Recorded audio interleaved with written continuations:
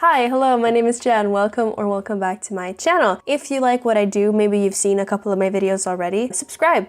That helps me out a lot. Like this video if you like it, comment down below what you think, and please be careful with what you write down there in the comments. I know that a lot of you get upset by some of the things that I cover, but please be civil. And I think hateful comments do get picked up by the algorithmic overlords, and I think they do strike down on my channel if they notice that, you know, something's going on here. I don't know. Yeah, just try to be creative with your energy. And let's move on. Today I am going to pose a very taboo question, or make a case that I have to be very precise about making, and I'll tell you what that is straight away. I think actions speak a lot louder than words.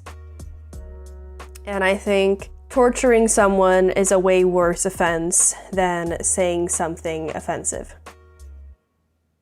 Yeah, so let me tell you a true tale from within a Swedish courtroom. I've talked previously about humiliation robberies that have been going on in Sweden, where often young Swedish men are targeted. It's not just a robbery, it's basically torture. SA is often involved, and abuse. In this case, a teenager had been attacked late at night and he had been tortured for 6 hours. He had been assaulted, robbed, humiliated. He was also a victim of violent SA and had a gun pulled in his mouth. After 6 hours of torture, he managed to escape by jumping off of a bridge into the Malmö Canal. He was convinced that he was going to die that night, but he survived. All of the torture, the ridicule, the SA, and the events taking place that night had been filmed and posted on social media. The humiliation continued in the courtroom, where the criminals were laughing while video from that night played as evidence, while nobody stepped in to stop them. That's when the victim stood up, did a Roman salute, and shouted "Sieg Heil." Now, all of a sudden, the hearings had to stop because the suspects got riled up and it caused a commotion. He has said, the victim has said in his own words, that he does not have Nazi sympathies. He did this to provoke, and he knew that it would cause a reaction. On that same day, the victim was charged with hate speech. So let's break this down. He had to sit in a room full of people and watch a tape of the most horrifying thing to ever happen to him, while the perpetrators sit in the same room laughing at him without getting reprimanded. I want you to imagine the hopelessness of that situation, the humiliation, and the darkness, to then charge him with hate speech.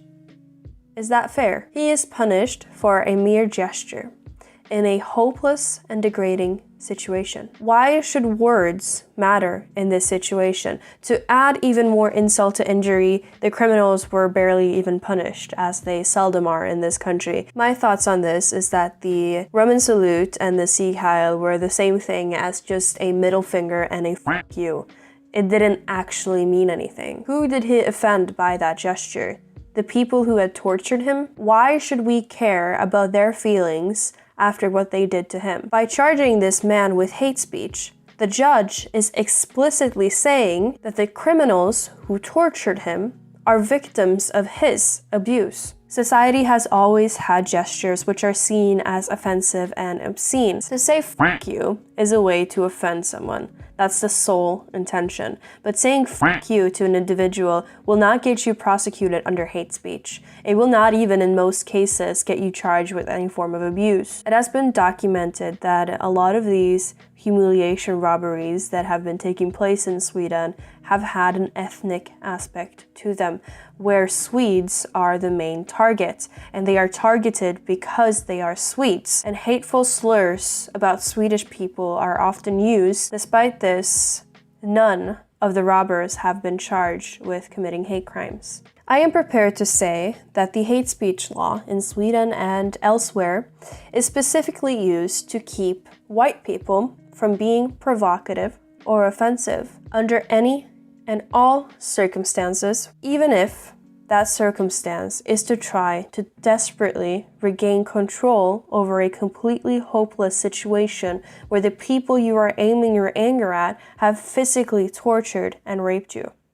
When a white person accidentally or intentionally offends an individual of a so-called minority, all individuals in that minority group are viewed as being collectively victimized by that individual white person, but the roles can never be reversed. A white person can never be seen as a victim in a collective that has been targeted, aka be a victim of racism.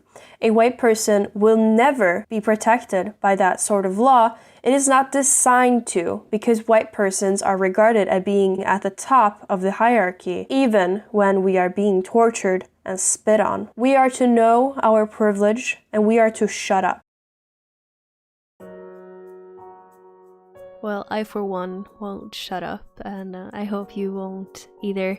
Thank you so much for tuning in, for listening to me, and for watching this video. And I want to say a huge extra thank you to all of my Patreons and my top Patreons, who are Craig Nickerson, T. Smith, John Patrick, Scott Allen, Mark Bush Jorgensen, David, Half Empty, Simon Sandström, Steven Netto, and Don Lindberg. Thank you, and I will see you in the next one. Bye!